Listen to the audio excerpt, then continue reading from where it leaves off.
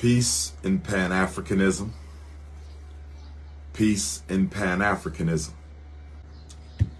Heartfelt condolences to the brother Everett Jackson, the college basketball player who was reported missing. So-called river accident with his white Mormon girlfriend. From what I understand, rest in peace to you, brother Everett. Our heartfelt condolences, love, sympathies, and support goes out to his family and friends. I understand his mother did not want to send him to visit his white Mormon girlfriend in, I think, Idaho. I wish the Queen Mother would have followed her inner guidance. I wish the Queen Mother would have followed her divine intuition. I wish the Queen Mother would have listened to the ancestors who were trying to tell her, don't send your son. But he begged and pleaded with his mother to go visit his white Mormon girlfriend. He was going to a wedding. He was going to a wedding. And when he got to Idaho, or whichever state the white Mormon girl lived in, she told him that it was against their religion to have a black man present at the wedding. For those of you who don't understand the history of the Mormon white supremacist religion, if you don't understand the history of the Mormon white supremacist religion, let me make you aware that they fully believe black people are cursed. My skin is according to a curse. My hair is according to a curse. That's what the Mormons believe. Reactionary white racism gives birth to reactionary white religion. Reactionary white racism gives birth to reactionary white religion. And what I find interesting about this story, about our brother Everett, whose body was recovered recently, is how did the Mormon SnowBunny not know that he would not be allowed at the wedding before he left home? Are you telling me that the white girl, this Mormon, this woman who belongs to this racist religious cult, you're telling me that she didn't know brother Everett would not be allowed to accompany her to the wedding? That's nonsense. She's a Mormon. She know they don't like black people. She knows black people has no place in their religious life. So why did you invite him to go to a wedding that you knew full well he could not attend? I believe this was a sacrifice. I believe that this was a sacrifice. In addition to that, they went white water rafting with some of her white Mormon friends. I believe it was a party of 5 or 6. Why have we not heard a word from the other white Mormon who were on the raft with our brother Everett? Where is their statements? Why are we not hearing anything about the other white Mormon youth who went on this rafting trip with our dear brother Everett? Why is the white girl's story not matching up with the story of the person who made the 911 telephone call? The person who made the 911 telephone call gives us a different story than we received from the privileged white Mormon female girlfriend. Why was he even allowed to date a Mormon? Why did he think it was okay to date a Mormon?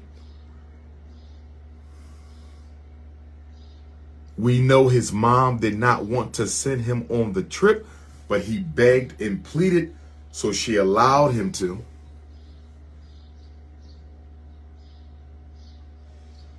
Now y'all see why I took issue with Bronny James taking the SnowBunny to the prom. Now you all see why the Prince of Pan-Africanism took issue with Bronny James taking the SnowBunny to the prom, because the SnowBunny crisis can cost you your life.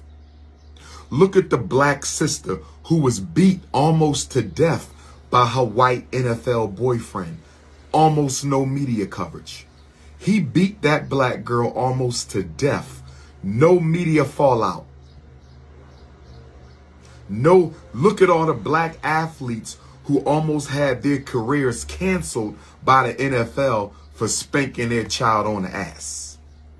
Look at all the black football players who almost had their careers canceled for smacking their little child on the ass for misbehaving. This white man beat a black woman half to death in almost no media coverage. Total whiteout in the media. Then we had our African immigrant brother who was dating the Instagram model, stabbed him to death, didn't spend a day in prison. Then we had the sister who went to the sleepover with her white female friends, and she falls off the balcony. That story is still unsolved. And I'm missing. There's more of these stories. The SnowBunny crisis is costing black people their lives. And my problem with the Brother Everett's case, rest in peace. My problem with Brother Everett's case, rest in peace. This was totally preventable and totally foreseeable. I'm wondering if he knew he was going rafting before he left home. Did Brother Everett know he was going rafting before he went home? Did Brother Everett know he was going whitewater rafting? Because from what I understand, he was on his way to a wedding. So I'm trying to understand, rest in peace to you, Ancestor Everett, but I'm trying to understand why he stayed in Idaho. I'm trying to understand why this young man stayed in Idaho after being refused attendance at the white wedding. If my girlfriend, and I don't date outside the race, never did, never will, but if my girlfriend tells me I'm not allowed to go to this wedding, which is the purpose for me making the journey in the first place. If my girlfriend tells me I'm not allowed to go to the wedding, I'm going back home. Because if your family don't want me at the wedding, if your family doesn't want me at the wedding, if your family doesn't want me at the wedding, they damn sure don't want me with you. I need y'all to understand, overstand, and understand right now. If the family don't want you at the wedding, they damn sure don't want you with their daughter. If they don't want you at the wedding, they damn sure don't want you with their daughter. Why didn't he call his mother and say, Mom, come get me, change the flight? I'm sure he had a round trip ticket. I hope he didn't drive. And if he drove, he should have hopped his ass in the car and hit the highway. I want to know why he stayed.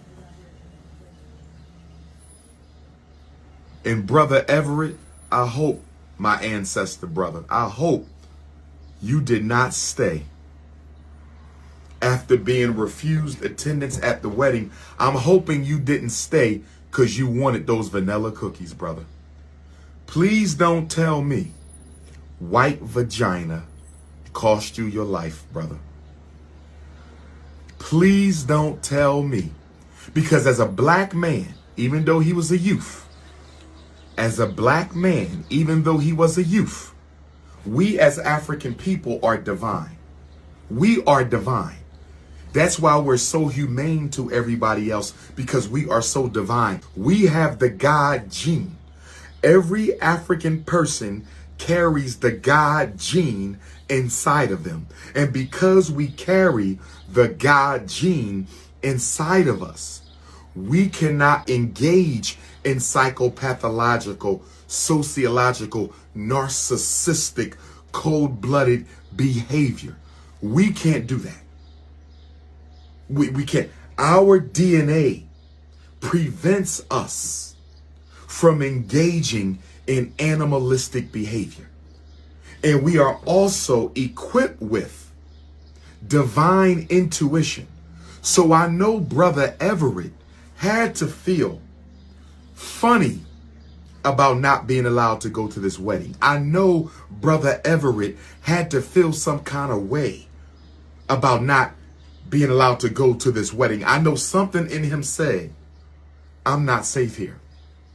Why did my girlfriend let me come all the way to Idaho for a wedding that she knew I could not be a part of? But I'm going to go back to Brother Everett's parents, and I give them my heartfelt condolences, so I'm not disrespecting them at all. They just lost their son. They are going through trauma.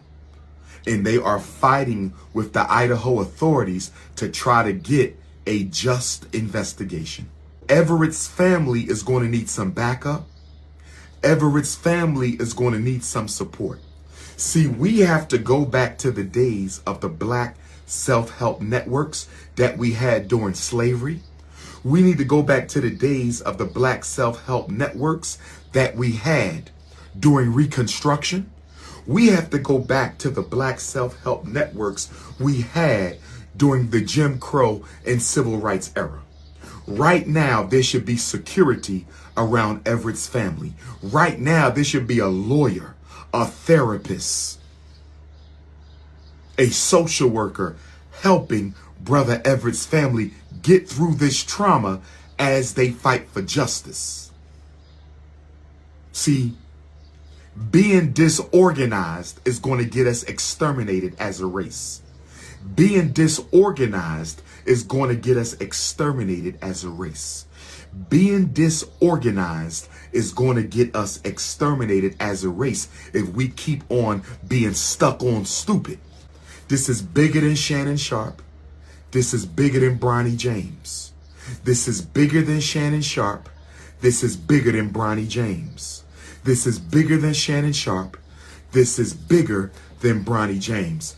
Brothers and sisters, if you are raising your children to be colorblind, you are setting them up to be assassinated. Whether that assassination is social, whether that assassination is political, whether that assassination is economic, whether that assassination is psychological, if you are raising black children to be colorblind in 21st century America, you are setting them up for an early exit from the earth plane. You are setting them up for an early extermination from the first dimension. I don't understand how black parents are letting black children date outside the race. I don't understand this.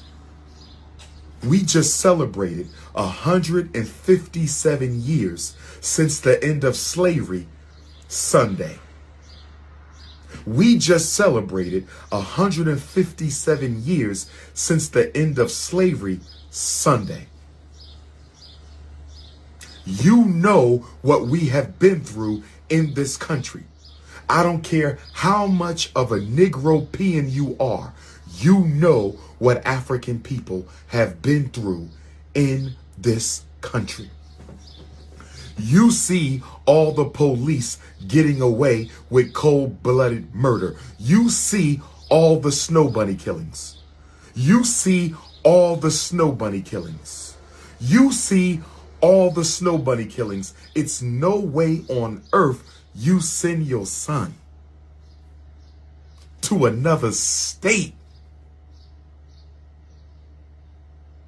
to attend a Mormon wedding. I'm not getting on his parents. I'm talking to the rest of y'all who still have their sons and daughters. We're letting Everett's parents grieve. I'm not talking to them. I'm talking to us as black parents and black people in the African race and the black community. How do you send your child to another state to attend a Mormon wedding when you know Mormons are one of the most racist religious cults in the world?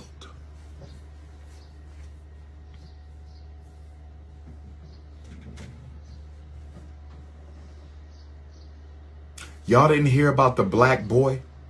The little black boy in 4th grade, was it?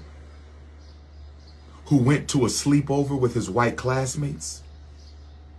Went to a sleepover with his white classmates and they urinated in a cup. This is only what? A few months ago. They called him the N-word. They bullied him. They all urinated in a cup and made him drink their urine. Why was our little brother allowed to go to a sleepover with children who has a historic track record of psychopathological abuse against African people, and they made him drink their urine? Idaho, to go to a Mormon wedding, and he dies, and he's the only one who dies. How interesting is that? 5 or 6 Mormons are whitewater rafting, and the only person who dies is the black basketball player visiting from out of state who wasn't allowed to go to the wedding in the first place. That's very convenient. That's very convenient. 6 Mormons are whitewater rafting with an out-of-state black boy who wasn't allowed to go to the family's wedding. How convenient of an assassination that was. I do not understand us. Our thirst for white validation, our hunger for white approval, our starvation and our lust and our incessant pursuit of the company of white folks is leading to an unprecedented rise in white lynchings. Everett was lynched. The brother murdered by the Instagram model, that was a lynching. What about the brother in Pittsburgh? What about the brother in Pittsburgh who went hunting with a group of white males? He went hunting with a group of white males. Ended up dead while hunting with a group. What made him think it was okay to go hunting with a group of white males? And y'all wonder why? We need the Frederick Douglass Marcus Garvey Academy. Y'all wonder why?